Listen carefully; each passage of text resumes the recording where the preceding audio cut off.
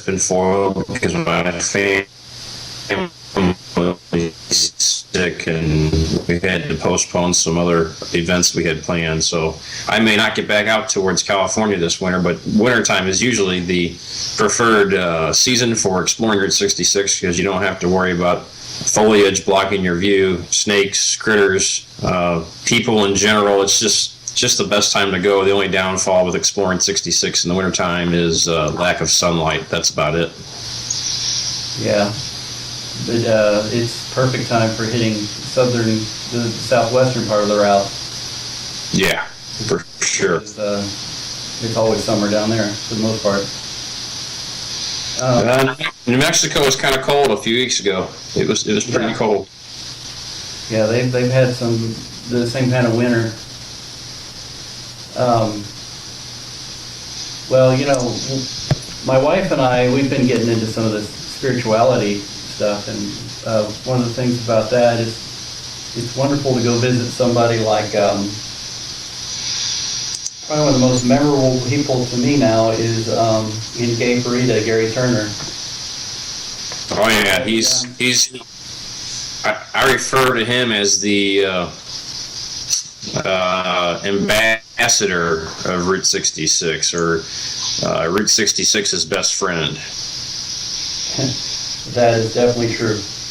Yeah, when you go down there, I mean, when you go anywhere on the route, you mention anything, it seems like almost out of the blue, people have been like, have you been to Gay Parida? And also, I don't want to put anybody above anybody else, but, it's like, there's also Angel, I always say his last name wrong, but you know who I'm talking about, Angel Delgadillo. Delgadillo, yeah. Delgadillo, yeah. I've heard it both ways, so that's how I get confused. I've heard it many, many different ways. But we got to meet him once last year, and I got my hair cut, which is such a rare treat. That's an honor. And, yeah, it's a total honor. And I don't know if asking him to do that or whatever, if he gets asked to do that every day, or if, or if he just does that for some people, or what, or, it's even right to ask. He's fairly altruistic. What's that? Anyway, he's fairly altruistic. He's altruistic when it comes to giving and stuff like that. And most people that ask, he does it for them. Yeah. Yeah, I started something that day because I went in and then there was like a line form behind me. Like, he cuts hair? I'm like, yeah, he's a barber. And he said he enjoyed it, but I'd actually kind of grown my hair out for that, and I don't have that much hair to worry about anyway. So, and we were trying to shoot video, and it's like I'm the one with the video skills. My wife was kind of like shooting video, so we didn't really get very good video of it. Asking him questions on the way, and I'm sure he gets asked a million questions every day. What did he say? He said he's been interviewed, I don't know how many times for television, but it was in the thousands since he started. For anybody who might watch this who's unfamiliar, who are some of these people we're talking about? I mean, who are they to you? I mean, as far as the famous icons go, or just anybody? Well, what makes them an icon? I mean, many people think of an icon as a thing on the road, but we're talking about people, living people. This kind of gets into what I refer to, amongst other roadies, as the spectrum. And on one side of the spectrum over here, you've got the people that are hardcore about the research of Route 66, involving the road and landmarks and places that have been, timelines, dates, those kind of things. That's one end of the spectrum. Over on this end of the spectrum, you have the more tourist-oriented person who's interested in the people and places that you can see today and visit and patronize. So there's all kinds of icons. That's why I try to be right in the middle. I try to be involved in everything. When I first started out, I was on the left side. I was the guy that was purely interested in finding pavement and traces of pavement in anything having to do with an alignment of Route 66. And as I traveled and started talking with more and more people, I started shifting back this way a little bit. And now I'm trying to maintain that balance. So as far as icons of people, you got your Jim Rosses, your Jerry McClanahan's, Tom Teague, who's no longer with us. Those are the guys that are more left side, that are more the explorer, researcher types. And then you've got your other icons, like who I consider icons, like your Dean Kennedys, your Lulus, Don Welch, all those people. Those are more people-oriented icons. Ken Trammell, or better known as Ken the Landrunner, he's more of a social butterfly. He's more on the right-hand side of things. So there's a good mix of icons there, and all sorts of people. As far as people that have been signed on the hood, there's all sorts. There's a whole mix of them.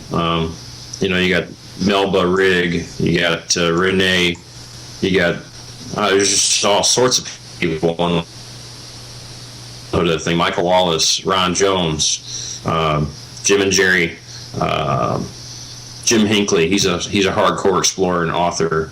So those are the kind of people I consider icons. Anybody who really devotes a portion of their life to Route 66, that's the only real requirement I see for being an icon of 66.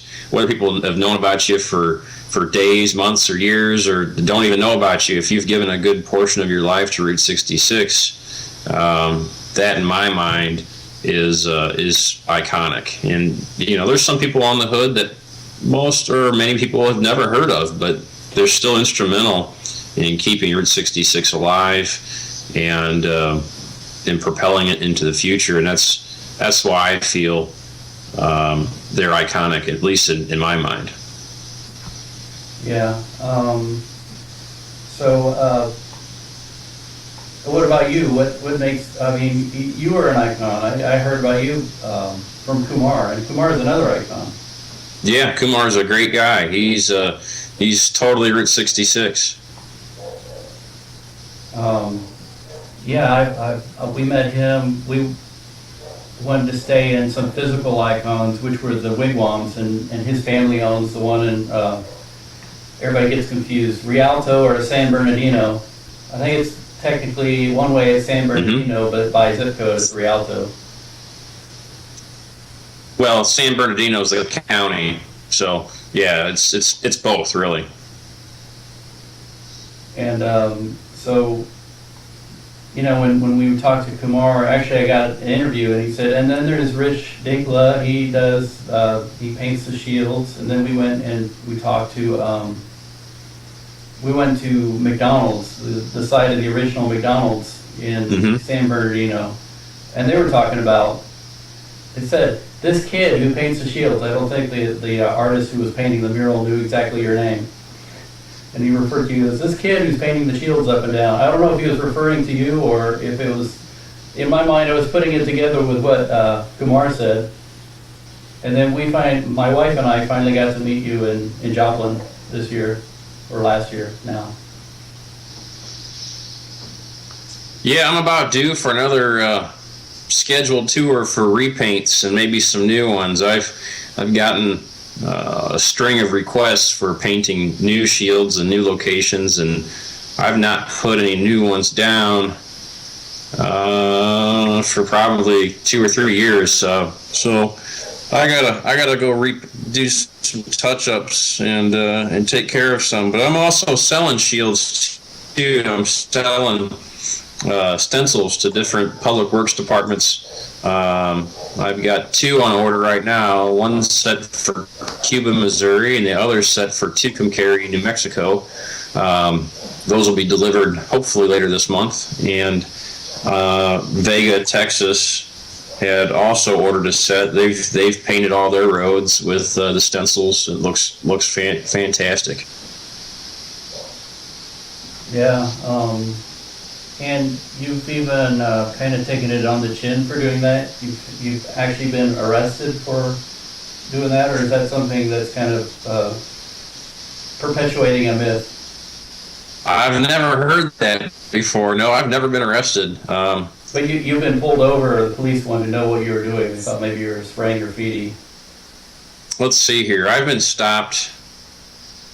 Let's see here. I got stopped one time. Wasn't even on Route 66. I got stopped on old US 69. I was exploring an old original alignment of 69, and I happened to be on a Pony Truss Bridge, and there were some people rumored to have been trying to scrap that bridge, and I was out there, like a weirdo, hanging around the bridge, taking pictures of it and stuff, and some cop barricaded me in.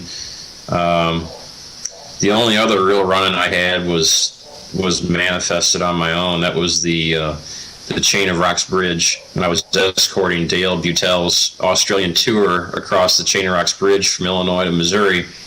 A Madison County police officer was unaware of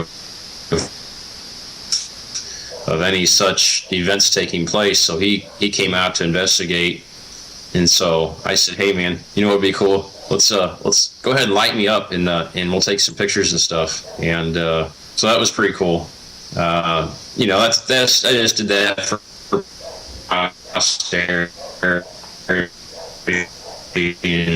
and for publicity.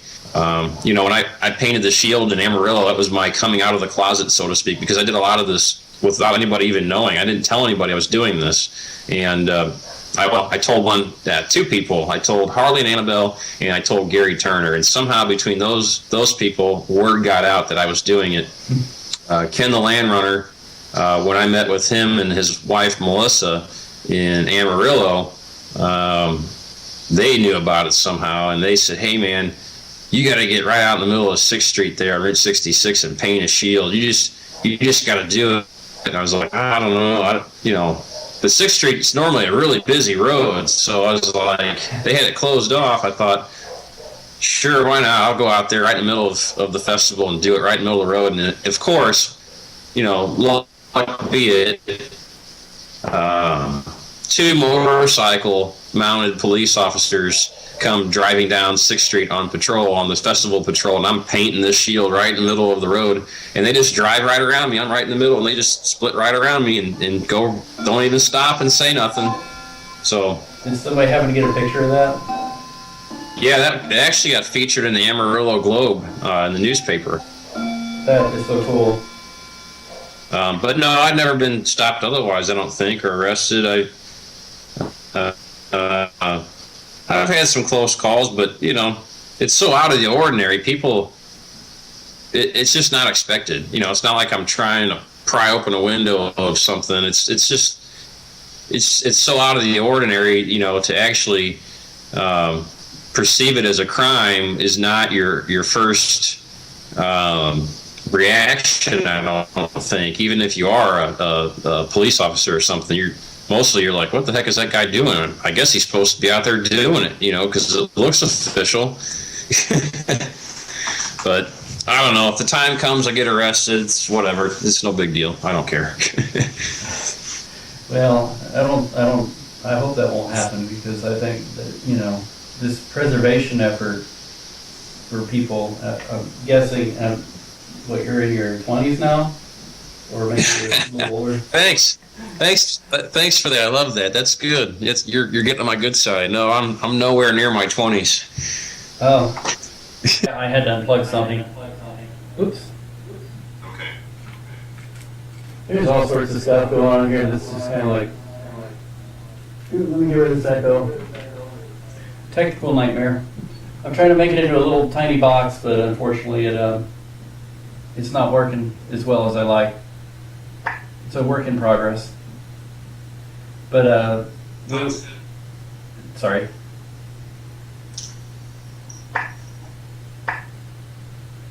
You were saying? back to the Jefferson Highway thing, I believe there's somebody out there already painting telephone poles. He's got a blue and white stencil. It's pretty cool. Yeah, and speaking about that, when we talked about it, you said there's a technical problem with that in certain types of weather, you're trying to figure out the right combinations of paint and things that might last longer. And you said that you've actually had better luck in cold weather versus warm weather? Yeah, the kind of paint I'm using, which for some reason, some phenomenon, it's supposed to dry like almost instantaneous in warmer weather. For some reason, it takes forever to dry in warm weather. It's taken as long as 20 minutes. I've had to sit there and camp out over a shield, and you know, at least on sections of 66 that still have traffic, I've had to safeguard it. You know, the worst one was the sidewalk highway near Afton, Oklahoma. I just had to take some rocks that I found around the area and paint them orange and then leave them. I don't know why, stuff would not dry on that segment. But the cold weather dries like within a few seconds. I don't understand. But you know, when I do my next repaint, I'm going to go ahead and acquire a professional airless paint rig, and then I won't have any more issues at all. Then I'll be able to use my paint by bulk, and I can mix it and cut it and do whatever I want, and come up with whatever formula I like, and it'll last a lot longer and look a lot better too. Are you looking for any kind of help from anybody on that? Are you running any kind of fundraising or anything? Or you know, a sponsorship from somebody would be cool. You know, I won a contest back in 2010, 2009 or 10. I won a Phillips 66 contest, which gave me right around $2,500 in free gas, and I used that entire amount just on doing Route 66 stuff, back and forth, mostly painting the shields. That was pretty cool. It'd be nice to get some sort of sponsorship at some point, or even better, it'd be nice to have enough communities get together and buy these stencils, and they can paint them themselves. And they can paint a lot more of them too. Just people love these shields. I see them popping up all over the place with people laying down next to them, and pretty girls posing with them, and cars parked next to them, and just all sorts. We always take pictures of our dogs with them. Yeah, same. I mean, people with their pets, and people really like them. They're kind of, in my impression, you know, I'm not the first person to do this. I'm probably the first person to do it from east to west, but you know, the way that I interpreted it the first time I saw it was, I thought it rolled out like a welcome mat. I thought it was awesome. The first time I saw one was coming into Kansas sometime in the early 2000s, and I wasn't quite sure where I was at. You know, I had a little bit of my map started, but I didn't have GPS at that time, so I was kind of thumbing through and clicking through as I was going on the map, and it was really, really guessing. And I thought to myself, I think I'm on it. It was really late at night, and then I rolled up on one of those shields, and I said, that is just the coolest thing. Somebody actually painted Route 66 on the road, and that stuck with me. It still sticks with me. You know, I think the culprit behind that was Dean Walker. He's better known as Crazy Legs out of Kansas. He's the guy that inspired the Tomater character. Oh yeah, moving backwards. Yeah. I think he's the culprit behind painting the shields in Kansas, and you know, it's just little things like that. You know, for example, that will inspire people. You just never know what your actions will inspire. So that's why rolling that back into the icon thing.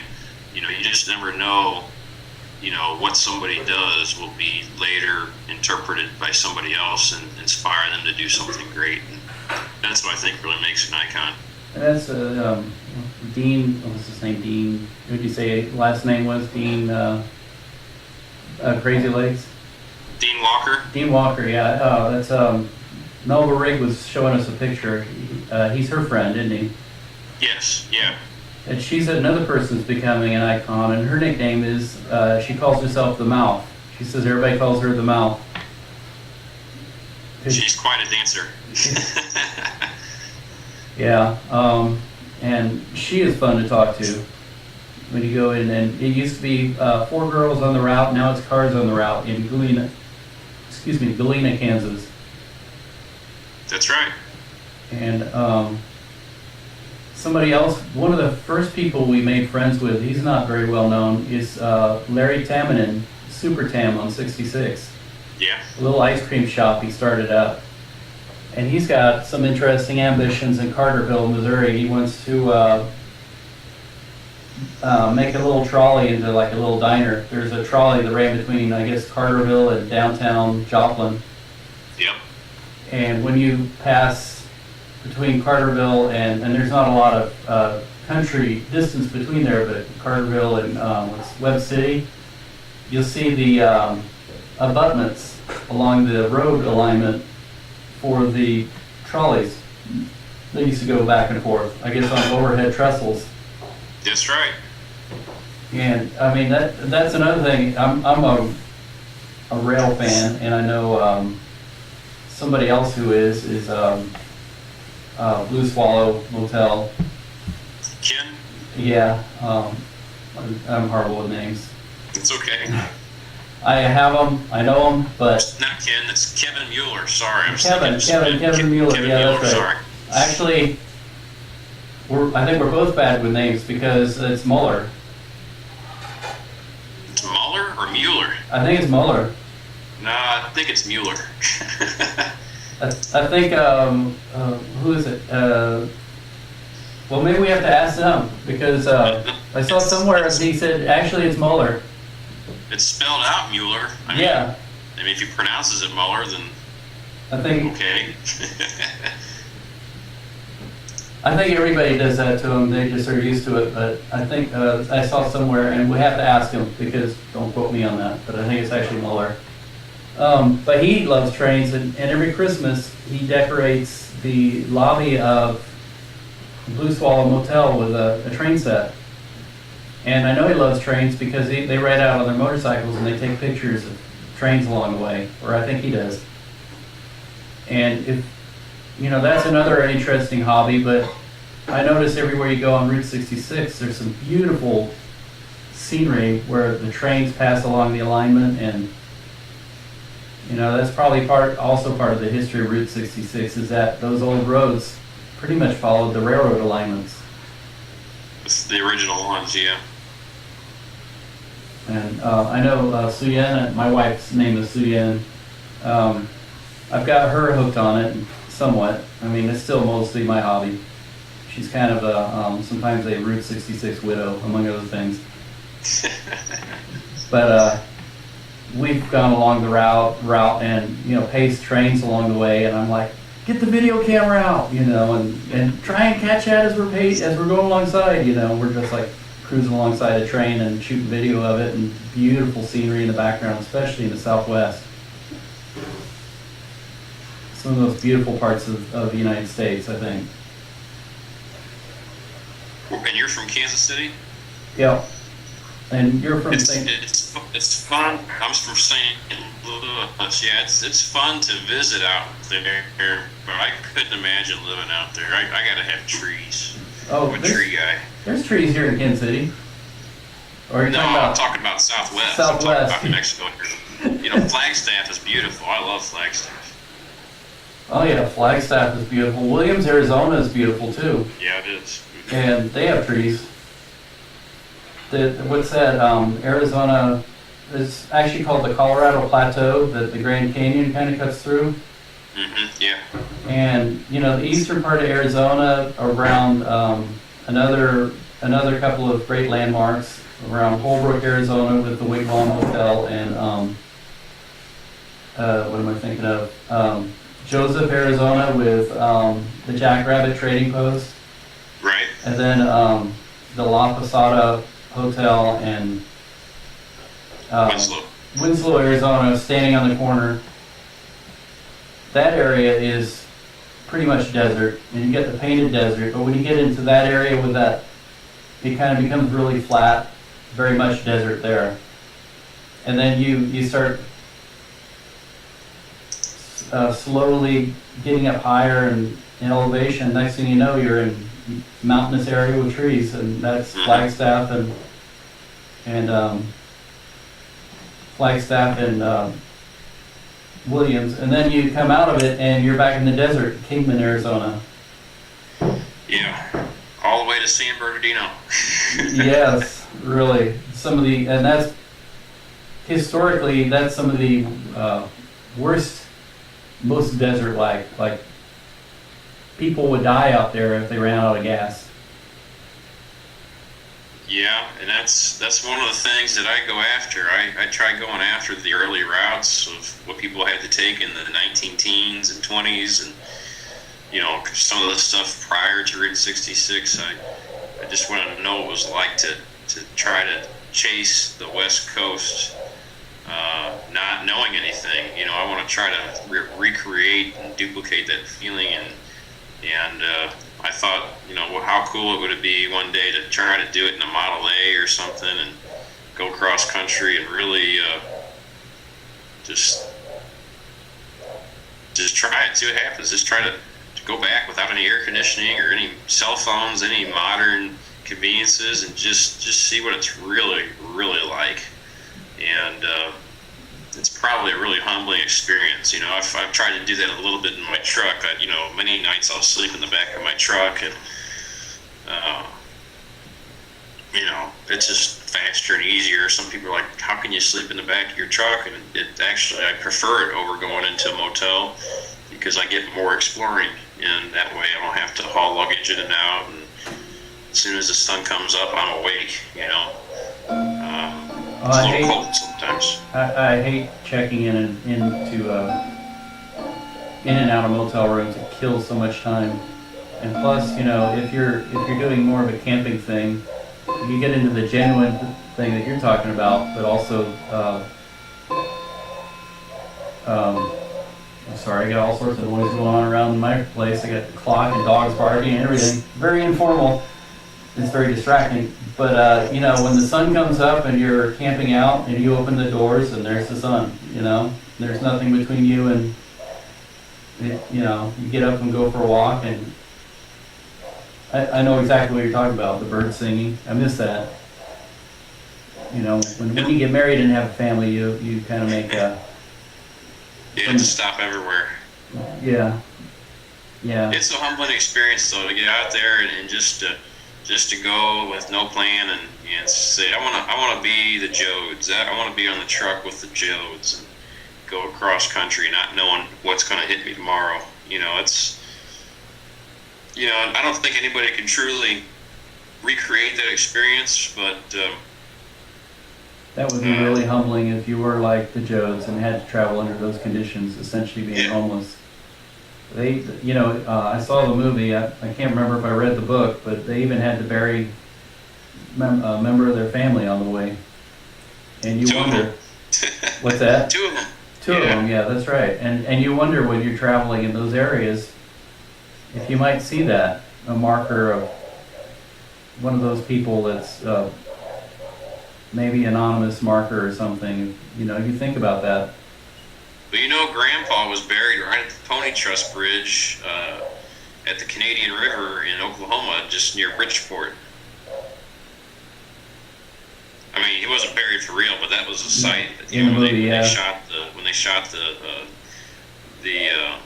video for the movie, that's where it was at. It was right after that bridge on the western side. Yeah, that would be really humbling to think about. And oftentimes, they say humble is a great place to be. And you think about... that sure puts life in perspective for you. Yeah, this country and all the people, the hardships that people went through, and how much we have grace in our lives that we can travel in air conditioning and comfort. But we're also losing something that they had. They had the contact with their fellow human beings. And sometimes when you talk about Route 66, it's traveling this old slower way versus the interstate highways. And when the highways bypass Route 66, a lot of places like what's the name? A lot of these old towns started to fade away and die, and that's what kind of started Route 66 again as a historic thing. Was Angel said, no, not my town. And he got together with some people.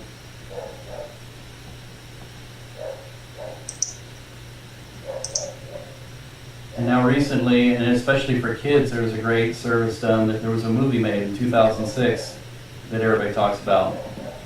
And now a lot of people are like, I want to go meet these people that are the characters in the movie, you know, the icons. I hear they based it off of real people, and it's like, well, yeah, but in many ways it's a composite of everything. Everything in that movie was a composite of different people and personalities and places. Yeah, and they didn't go the whole road either. It would have been nice if they had captured some of Kansas, Missouri, and they got a little bit of Kansas, I guess. So most of Missouri and Illinois, they pretty much left out. Well, they did in composite in some ways. You can see glimpses, but I think maybe you're right, because I'm not sure if when they did the tour with Michael Wallace, when they were making that movie, if they hit the eastern end of it so much. They didn't do any of the eastern end, I don't think. I don't think they did anything at all. Yeah. They did pretty much from Galena to Los Angeles, and that was it. I'm not even sure how much they got into Los Angeles. I think they might have, gone as far as Amboy or something, and that was about it. Because once you get so far west, you really, you get into those big metropolises. There's not a whole lot to see unless you're really digging for it. Well, when we got to Wigwam, Kumar's family's place in San Bernardino, it was very nice. It was very relaxing, and we got to just, relax. But we still hadn't hit LA. And the funny thing to us was that we had just traveled across what a lot of people would say is the most arduous part of the journey, which is through California, from Needles to San Bernardino. And then the next day we got up fairly early and we just headed for the pier, which is Santa Monica Pier, the end of the route. I guess the spiritual end of the route, because I don't think officially the route really did end there. But we were joking at the end of it that actually traveling across LA on Route 66 was more arduous to us than traveling across all of California, and it took longer. Yeah, to get from, say, the Wigwams to the pier, you would think it'd be like an hour drive, but it takes like half the day. It's interesting the first time, but like when I go back out there, sometimes the end of the road for me is Kumar's place, and that's it, and I turn around and go home. Yeah. I guess they've done a little traveling off of the route. They went to, was it India? And yeah, Kumar just went to India. I think he's still there. I think he's going to be there for another week or two. That would be nice. But I haven't seen too many pictures, but I can imagine why. I can imagine he's pretty busy there. It's kind of hard when you travel to keep a journal and a log. Speaking of which, you do that a lot too when you travel. You've been working on ways of trying to map it out and you said you'd like to erase all the technology out of your life, but you've actually been using and taking advantage of some high tech to do some of the things you're doing. It's all in the name of efficiency, and honestly, if I didn't have people, like yourself or others like on Facebook, encouraging me and cheering me on and rooting for me, it would probably take a lot of the motivation out of it, and it would become one of those bucket list type things. So because I have so many people interested in what I do and where I go, it keeps me motivated, it keeps me going, and I love sharing it, and I may not even be on Route 66. I'll find some of the most spectacular finds, on some other road, and I'll share that on Facebook, and people are just as intrigued with that as they are with the Route 66 stuff. Yeah, so, the stories that people tell when they're finding this stuff. And we keep hearing this theme over and over and over again, and it's kind of a cliche now, but it's really true. It's not the destination, it's the journey. And, you know, when people set out on this route, maybe they decided they wanted to be in Disneyland in 2 days. You know, or is it Disneyland in Anaheim? Yes, it is. And it's like, if you're going to take Route 66, you're not going to make it. Because it's going to take 2 days just to get across one state, we found, if you're doing it fast. And if you do it really slow, like you should, it's going to take you maybe a week per state. If A that. week from where? From Kansas? No, well, not Kansas. Kansas is only like, what, 13 miles? Well, I'm saying a week to get across per state, or for the whole Route 66? No, a week per state. Like, yeah, if you wanted to yeah, go across Missouri and you wanted to spend some time with at Cape Rita, and you wanted to spend some time in St. Louis, or, you know,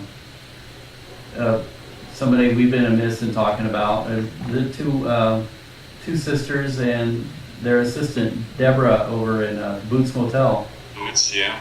in Carthage. And speaking of Gary Turner, every time we went there, he would say, "You guys need to go to Red Oak." And we were like, "What is Red Oak?" You know, and we never made it the first time, because the first time we saw Gary, everybody said that about Gary. You need to go see Gary Turner.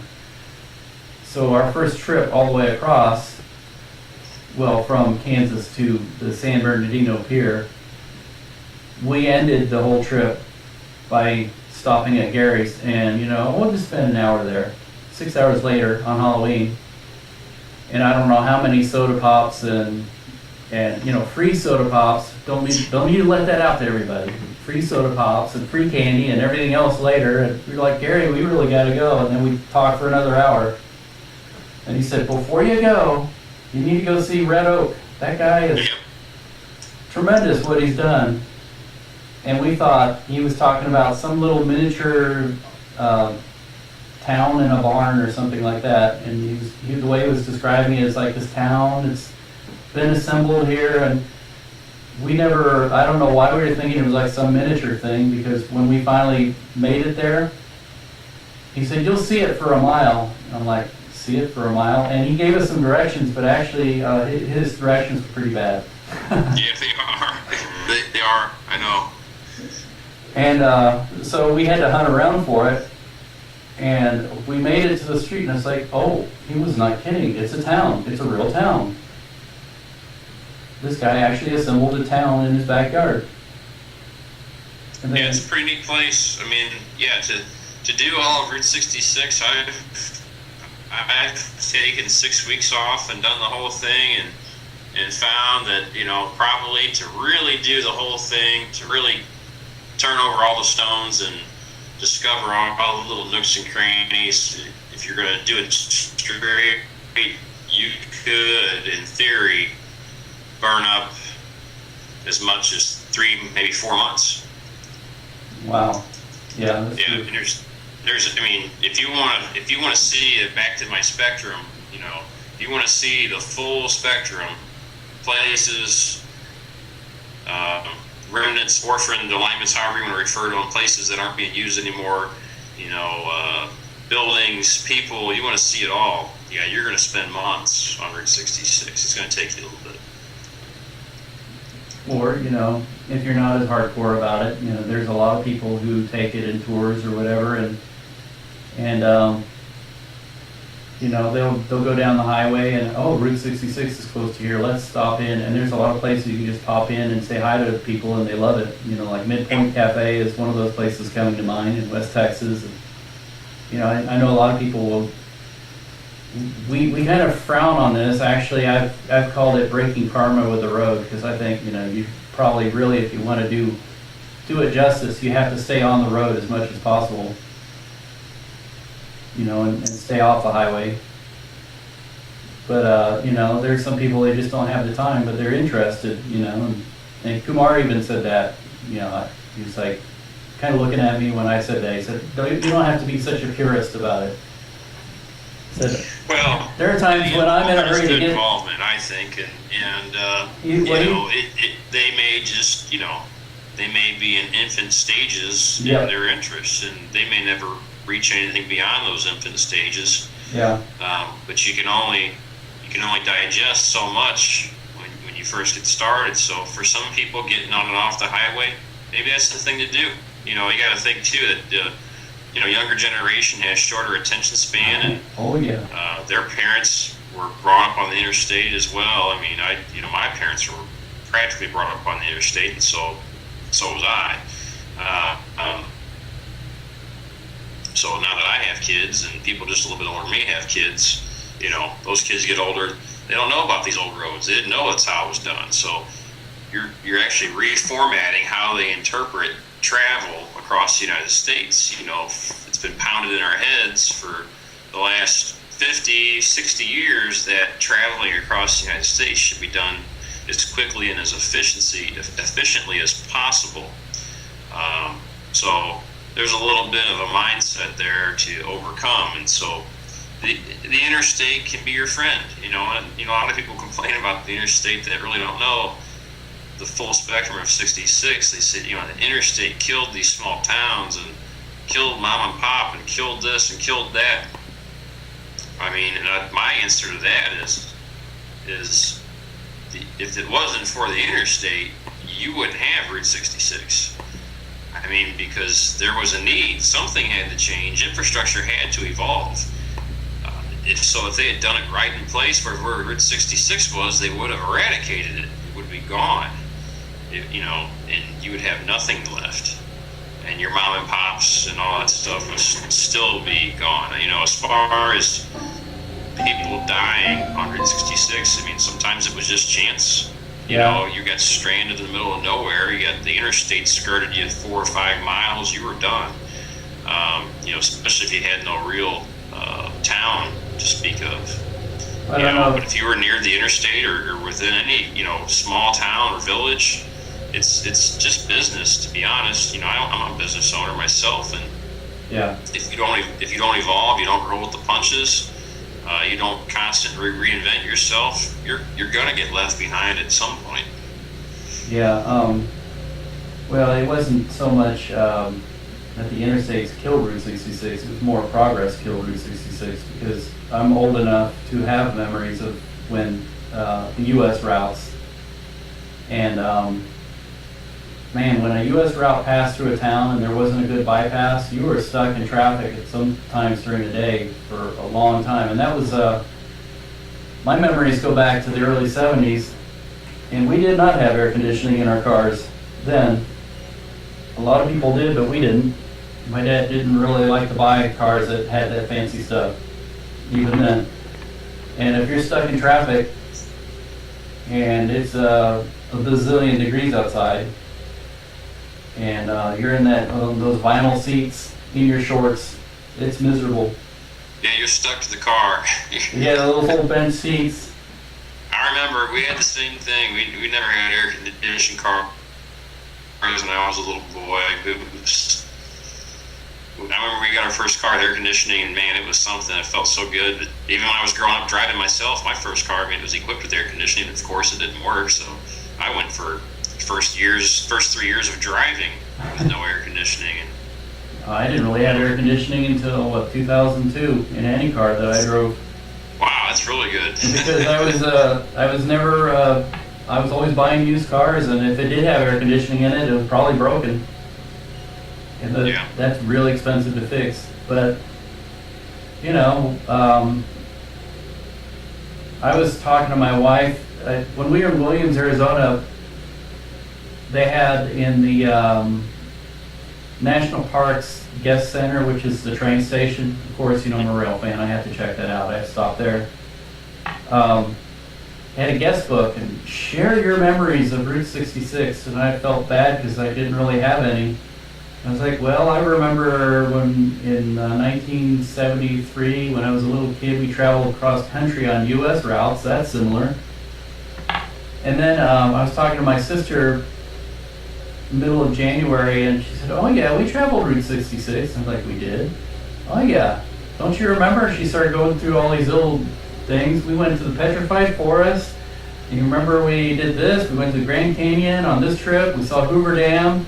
And, you know, we had to have traveled Route 66 to get up to a lot of that because that was the only road to go. That's right. Oh, yeah. Yeah, I do remember that. And we did it in a non-air conditioned car. It was, my dad always drove what was the 3 on the column, 3-speed on the column. I believe one time we had a 66 Chevy Chevelle Malibu, and we traveled cross country in a 67 Chevy Biscayne, which a lot of people haven't heard of that name. That's another thing. That's the lower model. You got the Biscayne, you got the Bel Air, then you got the Impala. Yeah, and we always had the Biscayne, and I looked it up, and that's the one that was reserved for fleet cars. Yes. And my dad always bought things kind of like as cheap as he could, so he didn't have air conditioning, he didn't have anything. It was the stripped down version. Straight 6, 3 on the tree. Got you there. And I guess you collect some of those cars too yourself. Yeah, I've got a couple cars. I've slimmed down the collection. I still own my first car, which is a Monte Carlo Super Sport. And I just, last year, about this time last year, I sold my 55 Chevy Bel Air hardtop 2-door. Just wasn't driving it enough, but I saw that on Facebook. It looked like a beautiful car. It was a cool car, but it was time for it to be cool for somebody else. And, I have no problem shedding that kind of stuff. Now, the first car, it'll never go anywhere unless somebody were to offer me some ridiculously amount of money that doesn't exist. So Sentimental value. Yeah, it's just one of those things. I used to hear the old timers talk about, I still wish I had my first car. That car was so cool. I did this and did that, and I thought, I listened to that, and that soaked into me. I absorbed all that, and so as a result, I still have my first car. I got it before I even turned 16. So I've had that car for almost 20 years now, and I'll have it probably another 20 years. I'm not that fond of my first car. My first car was a Ford Pinto. It was. You didn't blow up at least. No, I did not blow up, but it was not extremely powerful. They came. I don't think they ever made one with air conditioning. That model. My dad had a Pinto for a little while. He called it our race car, I guess jokingly, and he only had it for a short time. I remember driving around in it. It was kind of neat because it had a hatchback. I thought that was really cool. It could be a race car if you put a 289 in it. And I saw one in Hot Rod magazine, all souped up, and it's like a small, fairly light body, but the quality of cars in those days wasn't. The 70s wasn't a good time.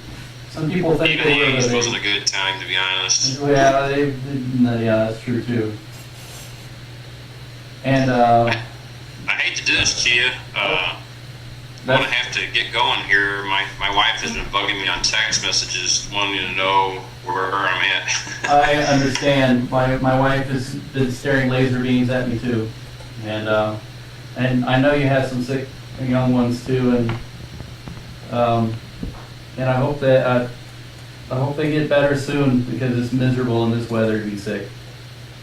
Well, this is a really cool concept. This is fun. I like this. This is a new spin, and this is a, when I tell people go your own way, I mean it. Go your own way, carve your own niche, do what you want to do, because that's what I do, and it's been nothing but a door-opening experience for me. So, yeah, I think you should run with this. You never know. You might get a whole group of, quote, icons on here that just you rotate on and off on a weekly basis. You may end up getting 10, 20, 30, whatever, 100,000 subscribers in no time. This is a pretty cool concept. I like it. Well, thank you very much. And hopefully it worked. I don't know if you've been watching the YouTube thing, which is always delayed, but it saves it fairly instantaneously. It's not always the best quality in the world, but it's sometimes you just kind of you want to communicate. You don't necessarily need to have it in the best format. You just want it out there.